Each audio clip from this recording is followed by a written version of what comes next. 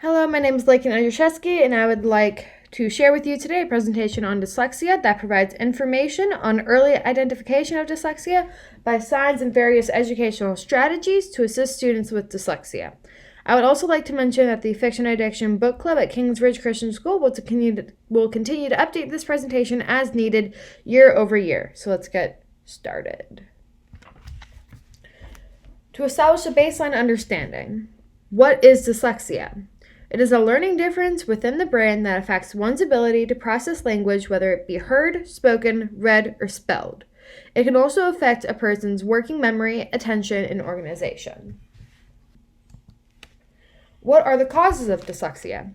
It is not entirely clear, but the imagery studies of the working brain show differences in function which varies from person to person.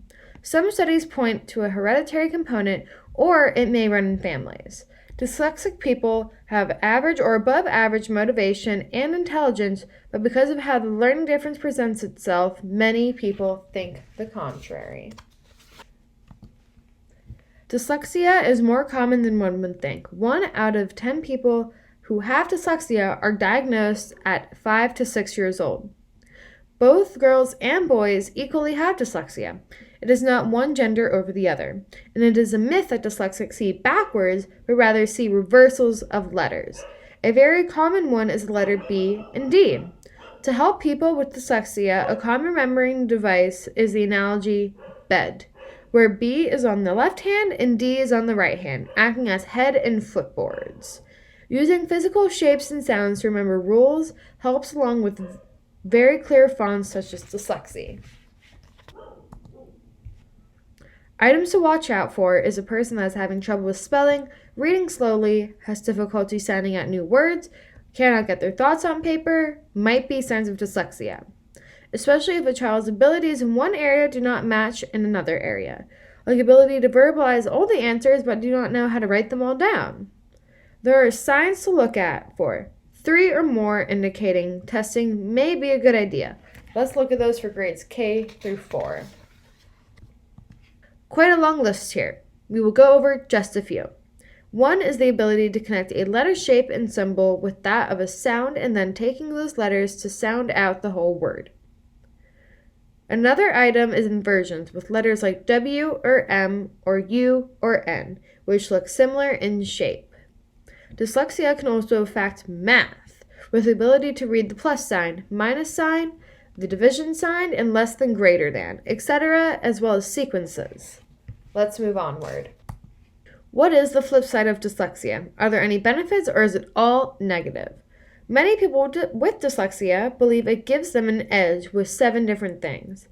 Big picture thinking, ability to see complex patterns, can see spatially where things are or make sense, ability to quickly translate thoughts into pictures, able to think creatively and even think outside of the box, develop new things never done before, or take on the impossible or a challenge. And many become entrepreneurs because they create new products or services and drive forward their ideas. At the end of my presentation, we will hear from 3 people who exhibit some of these superpowers and use them in their day-to-day professions.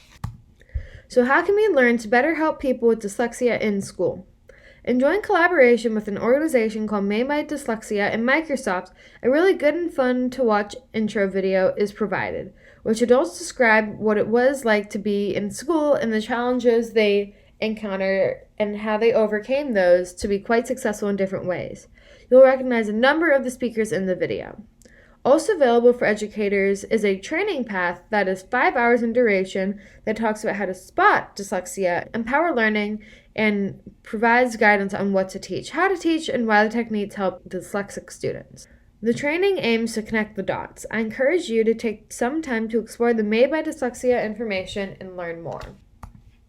There are many different teaching approaches for dyslexia, but one that stands out and worked for me is the Orrin-Gillingham, which uses a concept called structured literacy, which we'll review more in detail on the next slide, and uses a multisensory teaching method to reinforce concepts, rather than just learn by reviewing words on a paper.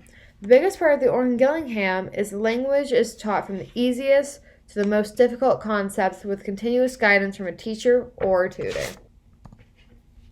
Structured literacy. How do you build it? It is composed of 5 parts. Phonology, which is breaking apart words into sounds with rhyming, counting, or clapping.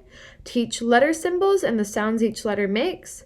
Teach the 6 basic vowel types, open and closed, as well as pairs and consonants, etc.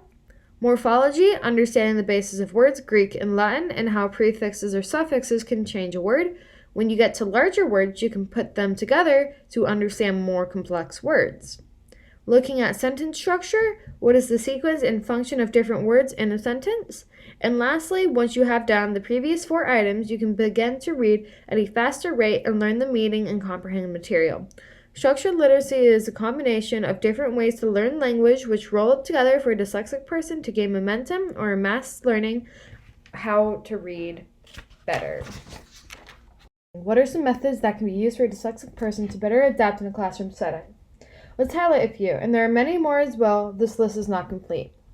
Don't call a dyslexic student to read aloud or go to the front to write on the board without letting them practice the material at home beforehand.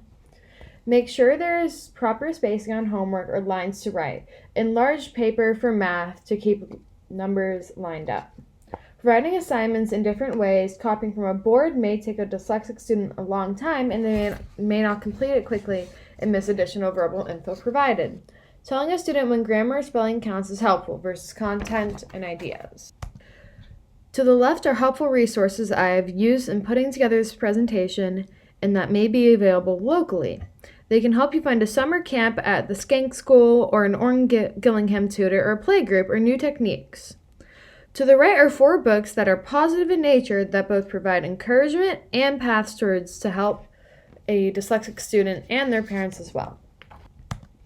There's also an ever-changing list of new digital technology tools that can help someone with dyslexia, using both low-tech options like color line readers and audiobooks to fancy smart pens are available. What is important is to continually assess what a person is having difficulty with in learning and finding options or solutions that meet the need. And of course, technology does not fix dyslexia. There is no substitute for a good teacher. An important component is to be seen as an advocate for a dyslexic student. Be aware of the student's learning differences. Reach out to both the child and parents to see if any modifications are needed to help the student perform and learn better in the classroom. Provide guidance on tutors if a child is struggling. Determine what subject areas a student needs help in. It may vary year to year. It could be English, math, or any foreign language. And be mindful that every person with dyslexia is different, and trying out new techniques is often needed to strike the correct balance for effective learning. Now let's wrap up, hearing from a few people that have dyslexia. Here's a quote from Orlando Bloom. "You can take this obstacle and make it a reason to have a big heart. It takes obstacles to learn, grow, and be better." Orlando thought he was stupid in school and tried to hide his dyslexia from others, but actually he has a very high IQ. He believes dyslexia has given him the drive and motivation to work hard and led to his success as an actor. Richard Branson started Made by Dyslexia and is a very vocal and strong proponent for dyslexia. His quote says, "If anyone ever puts you down for having dyslexia, don't believe them. Being dyslexic can be a big advantage and it certainly helped me." A lot of the superpowers we went over earlier, Richard Branson has taken to the next level in the business world. He also shares that he struggled in school but gives hope and inspiration to many who have it. Here we see him preparing for a galactic flight.